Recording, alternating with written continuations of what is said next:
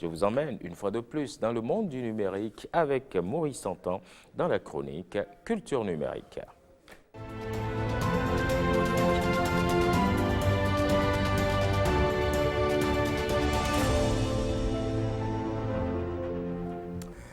Plus d'un an après son début, la pandémie de Covid-19 est devenue l'un des défis globaux les plus graves de ces dernières décennies, selon les mots du secrétaire général des Nations Unies. Pour faire face à cette crise sanitaire globale qui affecte tous les secteurs, de nombreuses solutions sont expérimentées. D'ailleurs, le numérique en fournit plusieurs que nous allons voir avec vous, Maurice Tantin. Bonjour. Bonjour Serge, Ayaka, bonjour à tous et bonjour à toutes. Alors, comment le numérique est-il utilisé dans la lutte contre la pandémie du Covid-19?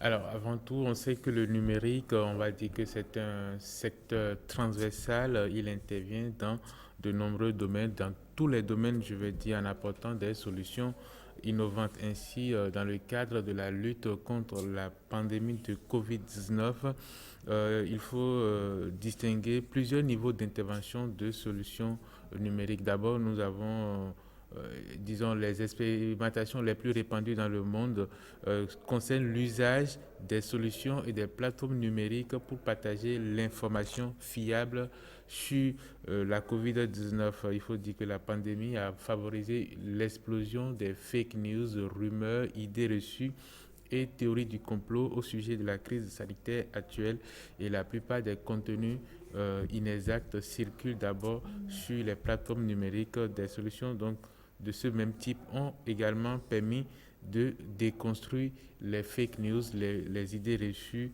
et les théories du complot. Par exemple, tout de suite, très rapidement, je vais dire Twitter, Facebook ont pris l'initiative de contextualiser certaines informations qui circulent sur leurs réseaux sociaux en redirigeant les utilisateurs soit vers des sites réputés ou vers des plateformes, bien des sites officiels d'organisations en charge de gestion de la pandémie. Parlant d'organismes en charge de gestion de la pandémie, de nombreux gouvernements, celui de notre pays par exemple, ont utilisé massivement les réseaux sociaux, les sites web pour communiquer les informations officielles sur la pandémie et surtout pour sensibiliser les populations sur les gestes barrières à observer. On a reçu des messages par WhatsApp, on a eu des audios, de la vidéo sur Facebook, sur Twitter, sur YouTube, etc., qui sont des canaux les plus utilisés aujourd'hui. À un autre niveau, il y a des solutions numériques qui s'attaquent directement à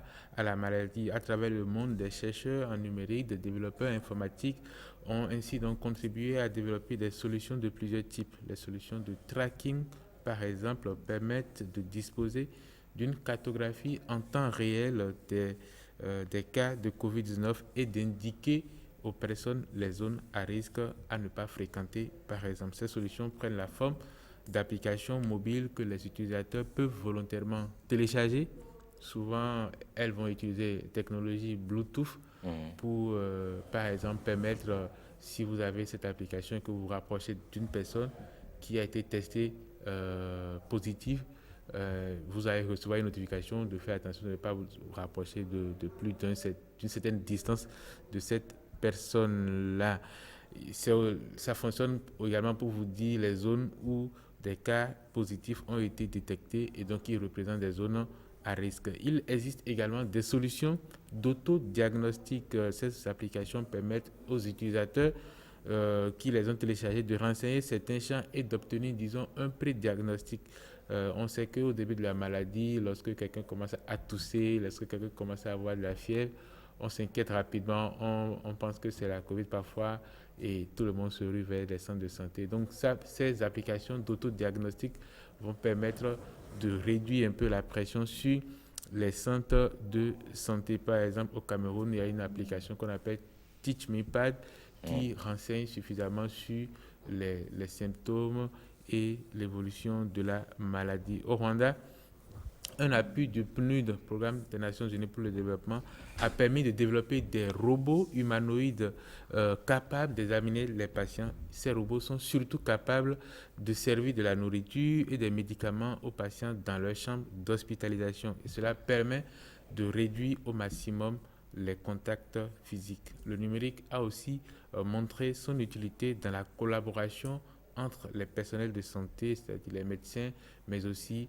les chercheurs. En Afrique de l'Ouest, surtout, il y a une solution qu'on appelle MRO qui avait été créée pour lutter, disons, bon, pour communiquer avec les personnels de la santé pendant la pandémie l'épidémie d'Ebola, Ouais. qui a été repris pendant la pandémie de Covid-19, donc pour communiquer avec les personnes qui sont, les personnels de santé qui sont dans les zones les plus reculées, qui n'ont pas accès à Internet, par exemple. C'est une plateforme qui utilise la technologie SMS. La crise a également permis aux scientifiques du monde entier de collaborer, de, de, de mutualiser leurs connaissances, de partager leurs connaissances tout en étant à distance, en utilisant évidemment les outils numériques. Oui, et on sait aussi que le numérique a également apporté des solutions aux conséquences de la crise sanitaire. Oui, le numérique n'a pas seulement aidé à, à lutter contre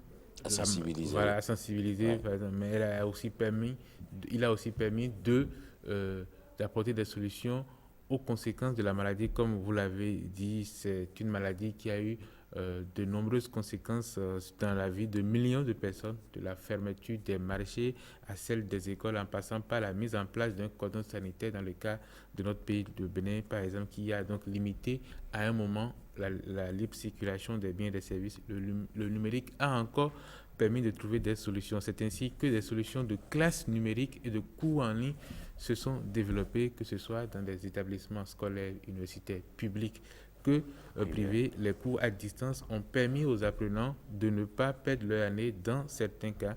Des initiatives privées ont également permis de mettre au jour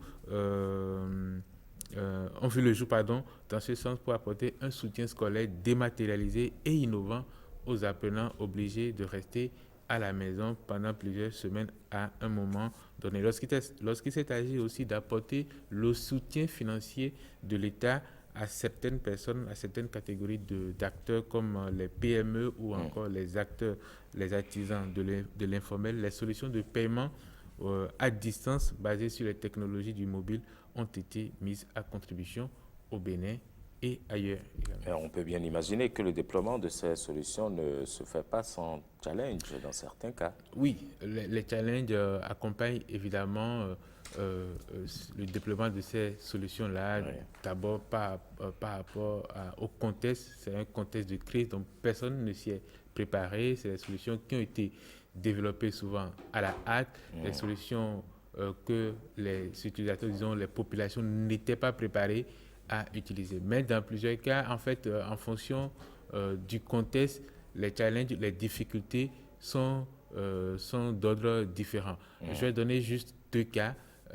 Par exemple, lorsqu'on on prend l'exemple des applications mobiles de tracking, on a observé à travers le monde deux types de réactions des populations par rapport à l'utilisation de ces applications-là. Taïwan a été l'un des pays qui a le mieux réussi à lutter contre la pandémie avec une application de tracking. 80% de la population a téléchargé l'application de tracking et a pu l'utiliser pour permettre de limiter la propagation du virus parce que c'était une culture pour ces personnes-là de télécharger cette application et de l'utiliser. Par contre, lorsqu'on arrive en France, une application de tracking a été également créée, tous anti-Covid, mais son déploiement a été totalement Tous chaotique. anti-Covid. Voilà, ça a été totalement chaotique parce qu'il y a eu plusieurs, disons, éléments qui ont été évoqués, l'utilisation des données personnelles, qui a accès aux données, qui peut, etc. Donc il y a eu un long débat et beaucoup de personnes ont refusé en fait de télécharger l'application. La communication gouvernementale là-dessus aussi a été chaotique finalement. Ça n'a pas pris. En Afrique, par contre, euh, les difficultés, les challenges majeurs qu'on a rencontrés, qu'on rencontre, que ce soit dans le public, que ce soit les initiatives privées, ça va être la fracture numérique. Lorsqu'on parle de classe digitale ou bien de cours en ligne, par exemple, on sait que c'est très difficile parce que la connexion Internet ne va pas partout et que certains sont forcément laissés sur le carreau. Mon cher Maurice, merci beaucoup à vous d'être venu. On se retrouve tout à l'heure. Tout à l'heure, bien sûr. Ah oui, surtout pour parler de l'éducation des garçons. Comment ça se bouscule, ça va un peu? Beaucoup de réactions. Ouais, j'imagine la chose.